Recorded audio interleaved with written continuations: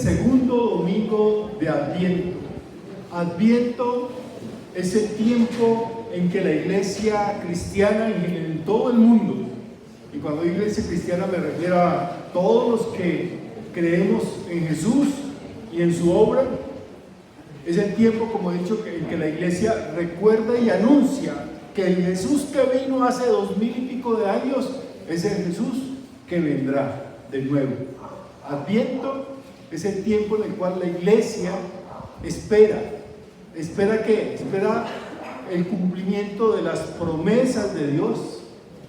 Adviento nos hace pensar en esas promesas de Dios, pero escuchen esto, Adviento también nos hace estar atentos a las advertencias que nos hace Dios. Primero, Adviento nos recuerda la promesa. ¿Cuál promesa? Que Jesús volverá. Que Jesús volverá. Y esperamos ese regreso de Jesús con gozo, porque Él lo prometió. Entonces, cuando nosotros estamos esperando a alguien que anhelamos ver, lo estamos esperando ¿con qué? Con gozo, con mucha alegría, con mucha esperanza. Pero también Adviento, como decía, nos lleva a pensar en las advertencias que nos hace Dios. Y hay una advertencia entre muchas otras que quiero recordar hoy, y es que habrá crisis que tendremos que enfrentar. Antes de que Jesús venga, habrá crisis que tendremos que enfrentar, pero esas crisis las debemos enfrentar con confianza, no con desespero. Y la advertencia en la cual quiero hacer énfasis en esta mañana de segundo domingo de Adviento es la que encontramos en el Evangelio de Marcos, capítulo 13, versículo 7. Marcos, capítulo 13, versículo 7. Dice la Escritura así, estas son palabras de Jesús. Cuando oigan hablar de guerras y de rumores de guerras, no se angustien, porque así es necesario que suceda, pero aún no será el fin. Esto parece un titular de periódico moderno, actual, pero fueron palabras dichas por Jesús hace más de 2000 años. Cuando oigan hablar de ¿qué? Guerras y rumores de guerras. Y justamente esta mañana estaba leyendo que 2023 ha sido el año que más conflictos se han declarado en el mundo, de guerra, me refiero a eso. Pero dice, esa es la advertencia, pero nos dice, no se angustien, porque así es necesario que suceda, pero aún no será el fin. Jesús nos advierte de guerras y rumores de guerra, pero la Biblia nos presenta a Jesús como el príncipe de paz. Es decir, en Adviento, como decíamos la semana pasada, en Adviento nos habla y nos revela una vez más el corazón del ser humano, un corazón apartado de Dios, un corazón lleno de maldad, pero nos recuerda Adviento cómo es de diferente el carácter de Dios. Y aquí, en este segundo día de Adviento, Jesús nos recuerda que habrá guerras y rumores de guerras, pero la Biblia nos presenta a Jesús también como el príncipe de paz. Antes de hablar del príncipe de paz, tenemos que reflexionar un poco sobre el tema de la guerra. Y voy a dar tres sencillas ideas que encontramos en la Escritura, en la Biblia, acerca de la guerra. Porque es un tema que lo vemos a diario en las noticias, que lo vemos explicado por los grandes académicos, los economistas, los politólogos, los líderes mundiales, políticos, los científicos. Pero ¿qué dice la Biblia acerca de la guerra? Lo primero que nos encontramos en la Biblia es que la guerra siempre es entre hermanos. La guerra siempre se hace entre hermanos. Escuche lo que dice Génesis 4:8. Génesis 4:8, es decir, volvemos al libro de los orígenes de todo, de cómo comenzó todo. Génesis 4:8 dice: Caín se levantó contra su hermano Abel, ¿y qué hizo? Y lo mató. Y lo mató. Y desde entonces los seres humanos se han levantado contra sus hermanos. Hacemos guerras por tierras, hacemos guerras por política, por ideología, hacemos guerras por religión, hacemos guerras por honor, o sea, hacemos guerras por recursos naturales. Es decir, nosotros tenemos miles de motivos a lo largo de los siglos para hacer las guerras. Y cuando no tenemos los seres humanos motivos para hacer las guerras, nos inventamos esos motivos. Pero toda guerra se hace entre hermanos. Caín se sigue levantando contra su hermano Abel y lo sigue matando, con razón o sin razón. Los rusos y ucranianos que están enfrascados en una guerra hace ya varios años son pueblos hermanos. Los israelíes y palestinos que se están masacrando ahora mismo en Gaza son pueblos hermanos, hijos de Abraham. Paramilitares, guerrilleros y militares en Colombia son hermanos. La guerra, nos dice la Biblia, siempre se hace entre hermanos. Pero el versículo 10 de ese mismo capítulo 4 de Génesis, dice la Escritura, después de que Caín mata a Abel, Dios le pregunta a Caín: ¿qué has hecho? Exclamó el Señor. Desde la tierra la sangre de tu hermano me reclama justicia. La guerra no es indiferente para Dios. La guerra entre los seres humanos, entre los hermanos, no es indiferente para Dios. Cada gota de sangre derramada por un hermano a otro hermano clama justicia y tendrá justicia de parte de Dios. Lo segundo que quiero resaltar de las ideas bíblicas de la guerra es que la guerra es la marca de la humanidad. La guerra es la marca de la humanidad. Es como si nosotros los seres humanos estuviésemos marcados por la guerra, como si no conociéramos otra forma de hacer las cosas sino a través de la guerra. Ningún rey, ningún emperador, ningún imperio se ha levantado sin la guerra. En primero de Samuel, el primer libro de Samuel, capítulo 8, versículo 11, cuando el pueblo de Israel le dice a Samuel: queremos un rey, porque en ese tiempo el pueblo de Israel no tenía rey, tenía líderes llamados jueces. Dios era su rey, pero desconocieron a Dios como rey y dijeron: queremos un rey como todas las naciones, queremos ser iguales que los demás.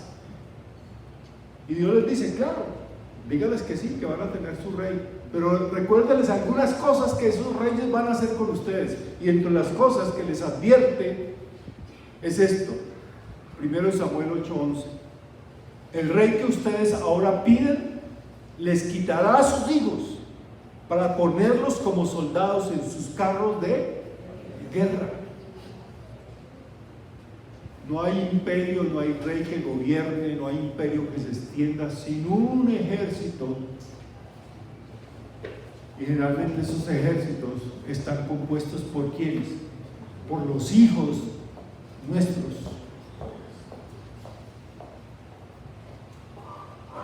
Y en el Salmo 27, algunos confían en sus ¿qué? Carros de guerra, otros confían en sus caballería. Somos humanos en el sentido de ser criaturas que hacemos la guerra. ¿Usted ha visto a algún ejército de elefantes armarse para ir a pelear contra otros elefantes?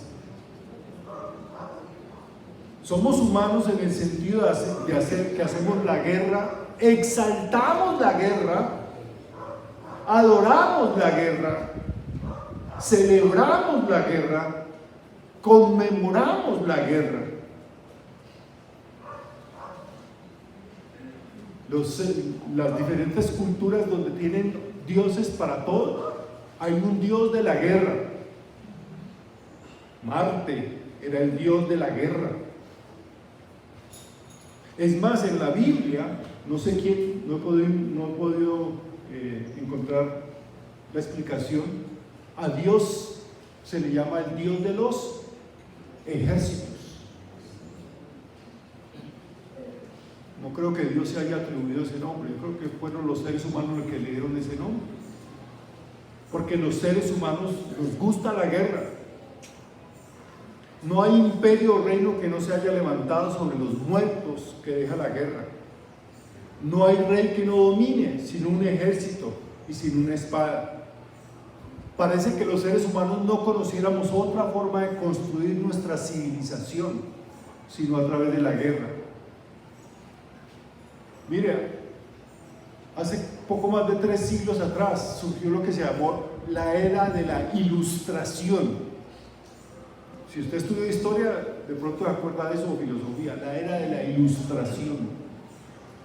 La era de la Ilustración decía que con la razón, el conocimiento humano y la ciencia, los seres humanos dejaríamos atrás las supersticiones, las religiones que mantenían atrasado y en la oscuridad al ser humano, y con la razón y la ciencia se construiría un mejor mundo, no como el mundo que había construido la superstición y la religión.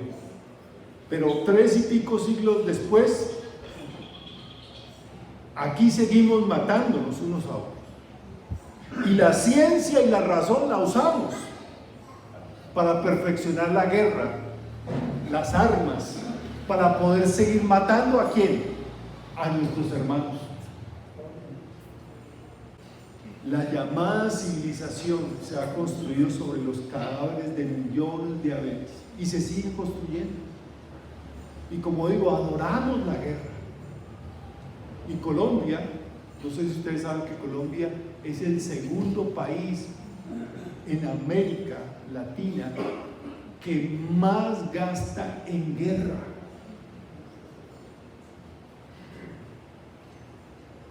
Y nos encanta. Y ese es el problema de todos los países. Usted mira, por ejemplo, cómo celebramos la guerra. En nuestros calendarios hay fechas para conmemorar ¿qué?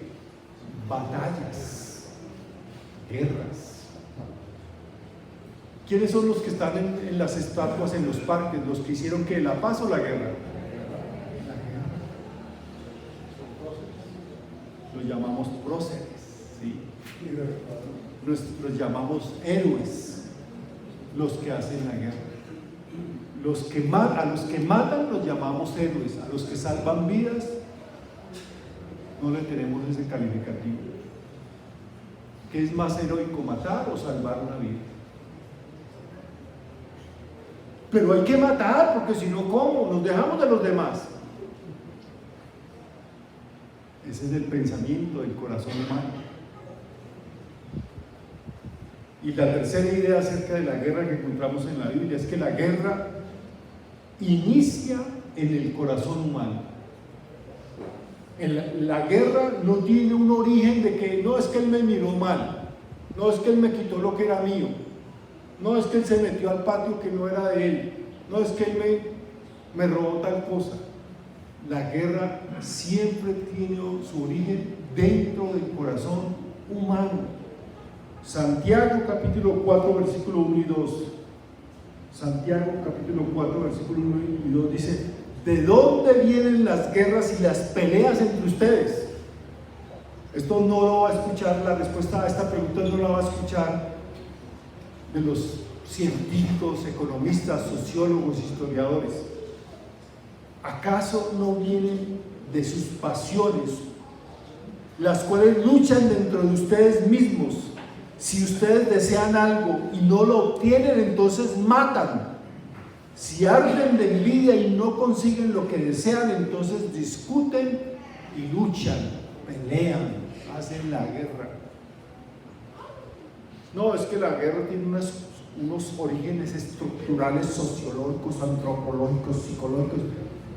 La Biblia es más sencilla. La guerra surge del corazón humano. La guerra no es un Dios. En la Biblia la guerra no es un Dios. La guerra es un pecado. Cualquier guerra es un pecado. Como todo pecado tiene su origen en el corazón humano, en el corazón malvado de nosotros los seres humanos. En nuestro corazón hay una guerra contra nosotros mismos, dice Santiago. En la Biblia dice que la guerra es algo que sucede dentro de nosotros. En nuestro corazón hay esa guerra, simplemente que las guerras que vemos afuera son la expresión de esa guerra que llevamos por dentro. Es una guerra contra todo lo que se oponga a esto, a nuestra voluntad, a todo lo que se oponga a nuestros deseos, a todo el que quiere impedir que las cosas se hagan a mi manera. Caín mata a Abel porque quiere lo que Abel tiene. Abel tiene aprobación y Caín desea esa aprobación. Y hacemos la guerra por eso. La historia de la humanidad parece la historia de dos niños peleando por un juguete. ¿Usted ha visto a los niños jugando y peleando por un juguete, cierto? Se pelean, esto es mío, no mío. Se muerden, se gritan, se andan el pelo, se pellizcan, bueno, hacen lo que sea, por un juguete. ¿Pero han notado algo? Esos dos hermanitos que están peleándose por ese juguete, que parece que se quieren matar, al momentico están ¿qué? Jugando otra vez, como si nada hubiera pasado. En cambio nosotros los adultos razonables, inteligentes, peleamos y no paramos hasta acabar con nuestro hermano. Los niños paran su guerra y luego se contentan y siguen jugando, pero los adultos no. Los adultos queremos arrasar totalmente y no paramos hasta que acabemos con la otra persona. Alguien dijo que la guerra es el infierno, pero no es un infierno al que vamos, sino que es un infierno que llevamos dentro de nuestro corazón.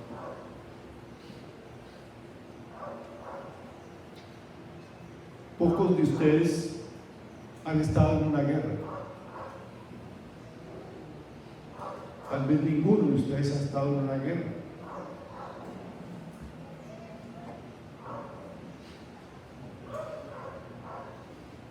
Un filósofo griego decía, bueno, no era un filósofo griego, era un general griego, quien no ha estado en la guerra, desea la guerra. Porque nosotros nos acostumbramos a ver la guerra por televisión. Eso, échele plomo, eso, maten eso. Pero no sabemos que eso que vemos por televisión, esa guerra que vemos por televisión, guerra en Gaza, en Ucrania o aquí en nuestros campos colombianos, esa guerra se hace entre hermanos, es real y la gente sufre. Porque usted cambia de canal y se pone a ver Yo Me Llamo o la novela y la guerra como que se hubiera acabado. Como que allá en la guerra hubieran dicho, ay, paremos la guerra, vamos a ver el noticiero, vamos a ver la novela. No, ellos siguen matándose.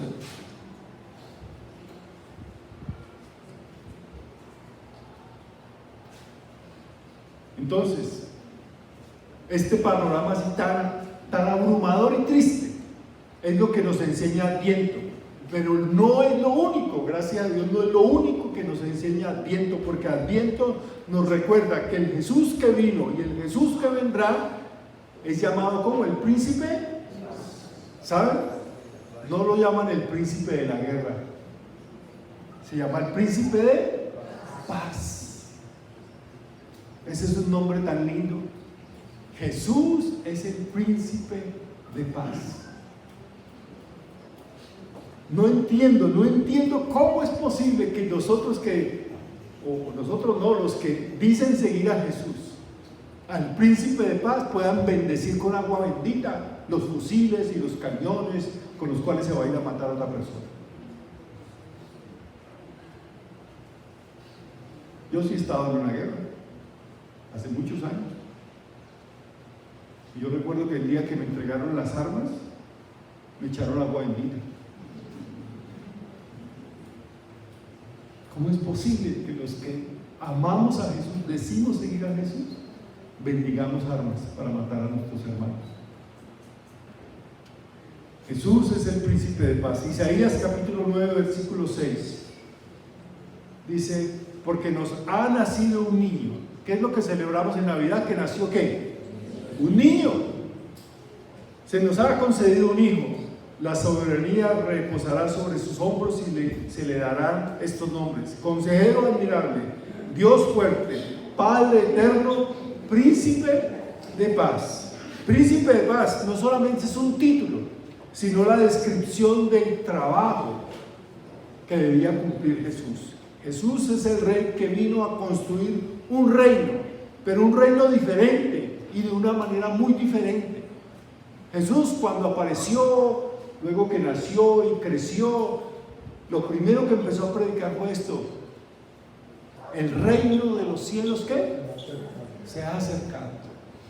Él vino a construir un reino, él vino a ser un reino, pero un reino muy diferente, construyendo un reino muy diferente, construido no sobre los cadáveres de sus enemigos, sino perdonando a sus enemigos, no sentándose en un trono para gobernar y oprimir, sino muriendo en una cruz para salvarnos a todos. El mismo profeta Isaías, en el capítulo 2, versículo 4, describe un poco cómo era que los profetas anunciaban que iba a ser ese reino de Dios. Dice: Él juzgará entre las naciones, dictará sentencia a muchos pueblos, y ellos convertirán sus espadas ¿en qué? En rejas de arado, y sus lanzas en hoces. Ninguna nación levantará la espada contra otra nación, ni se entrenarán más para hacer la guerra. ¿Ven la diferencia? Lo diferente que es el reino de Dios. El reino de Dios no se hace con armas. El reino de Dios no se hace con ejércitos armados. Jesús es el príncipe de paz, no de la guerra. Ahora, ¿cómo se hace eso?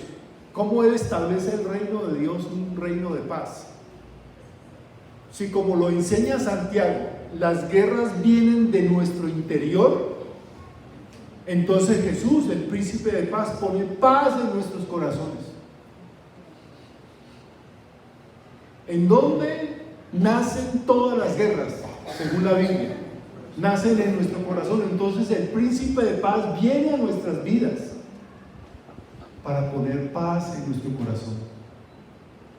Así esa guerra interna acaba y la paz de Dios que gobierna nuestros corazones se manifestará externamente, convirtiéndonos a nosotros en hacedores de paz. Quienes siguen a Jesús, el príncipe de paz, nos convertimos en hacedores de paz. Jesús dijo estas palabras: bienaventurados los pacificadores, porque ellos serán ¿qué? Llamados hijos de la guerra, no, hijos de Dios.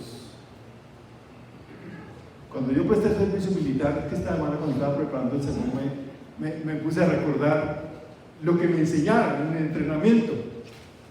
Y yo recuerdo que uno de los, ustedes saben que cuando los ponen a trotar y a marchar, le enseñan a uno ciertas canciones y gritos de guerra, gritos de guerra.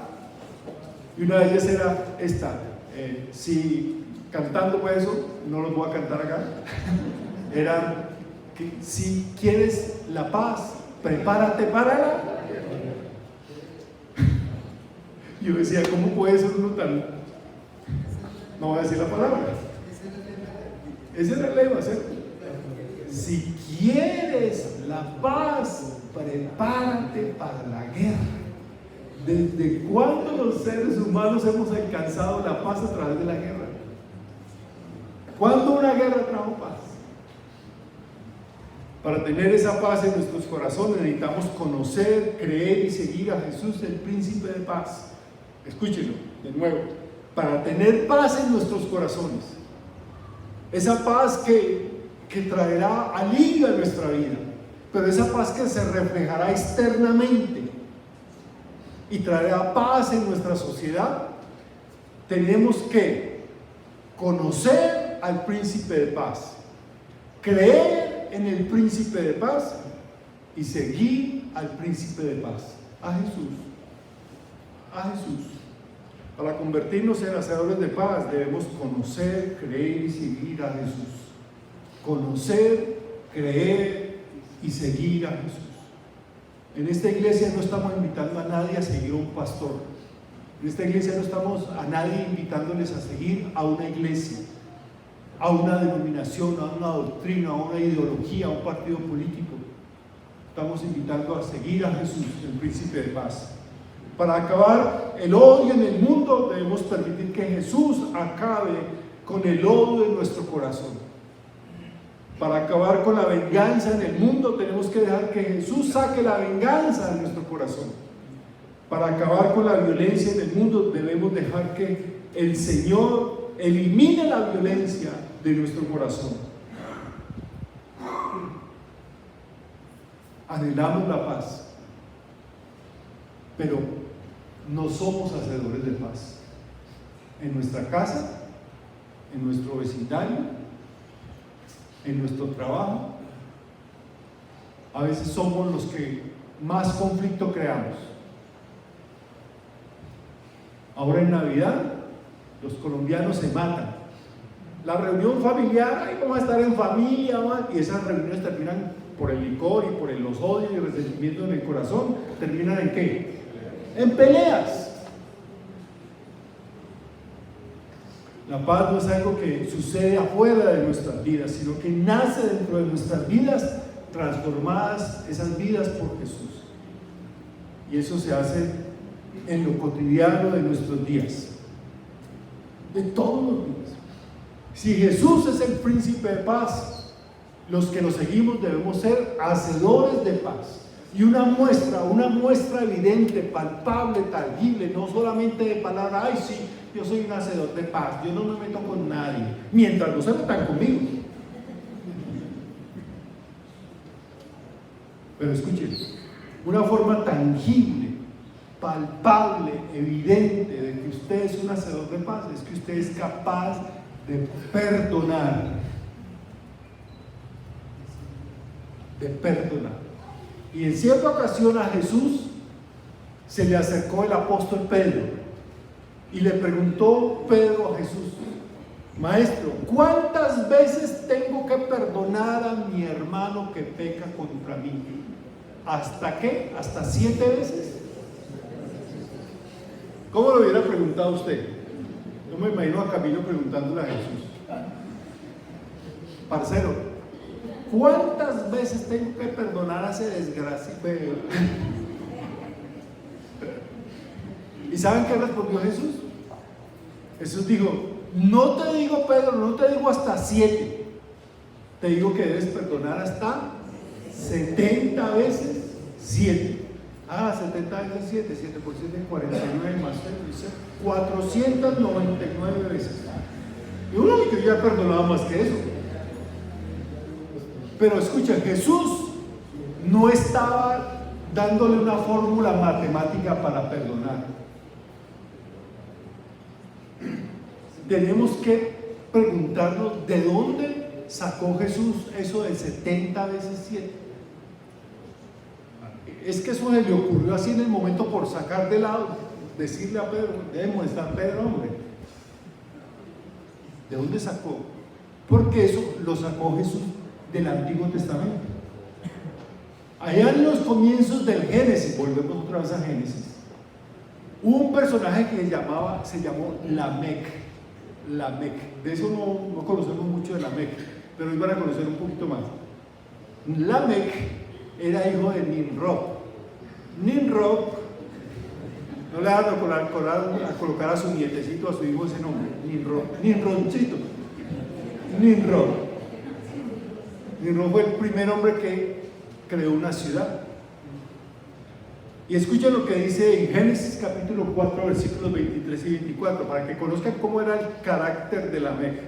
Dijo entonces Lamec a sus mujeres, tenía dos, Ada y Silá: escuchen mi voz, mujeres de Lamec, atiendan mis palabras. Si soy herido, mataré a un varón. Si soy golpeado, mataré a un joven. Y aquí viene: y si Caín será vengado 7 veces, Lamec será vengado 70 veces 7. 70 veces. O sea, este hombre estaba diciendo: no, a mí eso de ojo por ojo, diente por diente, no, a mí me la pagan y me la repagan. Si por Caín, a Caín lo mataban y lo vengaban 7 veces, a mí me tienen que vengar 70 veces 7. Así era el carácter, el corazón lleno de violencia, de odio, de resentimiento, de guerra en su corazón. Como dije, Jesús no apunta a imponer una cifra o una regla sobre cuánto perdonar. Jesús estaba enseñando que lo único que rompe los ciclos de violencia en los humanos es que el perdón. Escuchen, 70 veces 7 seré vengado. Ese es el ciclo del odio, de la violencia, de la venganza en el corazón humano. Jesús dice: la única forma de parar ese ciclo de odios, de violencia, de venganzas, de guerras, no es acabando con mi prójimo, sino que perdonándolo. Por eso cuando Jesús está muriendo en la cruz, dice que: Padre, por favor, acaba con toda esta mano de... Jesús dice que: perdónanos, Señor. Jesús nos muestra que la única y verdadera forma de acabar con un enemigo es perdonar. No acabamos con los resentimientos con más resentimientos. No acabamos con la venganza dando más venganza, sino perdonando. No acabamos la guerra con otra guerra, sino con el perdón. ¿Quiere paz en el mundo? Empiece por seguir a Jesús, el príncipe de paz. Por eso en Adviento, antes de llegar a Navidad, preparamos nuestro corazón para decirle: yo quiero que el príncipe de paz gobierne mi corazón y me haga un hacedor de paz. Quiero terminar con este versículo que cité en la primera parte de Salmo 27. Estos confían en sus carros de guerra, aquellos confían en su caballería, pero nosotros confiamos en el nombre, confiamos en el Señor nuestro Dios. Los que hacen la guerra confían ¿en qué? En sus carros, sus tanques de guerra, sus fusiles, sus ejércitos, su aviación. Pero nosotros, los que conocemos, creemos y seguimos a Jesús, confiamos en el Señor nuestro Dios. Adviento es tiempo de confiar en el príncipe de paz y es tiempo para convertirnos en hacedores de paz. Puestos de pie, vamos a orar.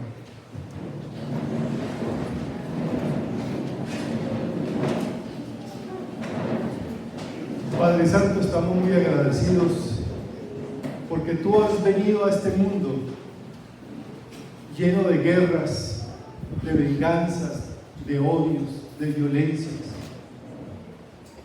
donde nosotros los seres humanos seguimos matando a nuestros hermanos.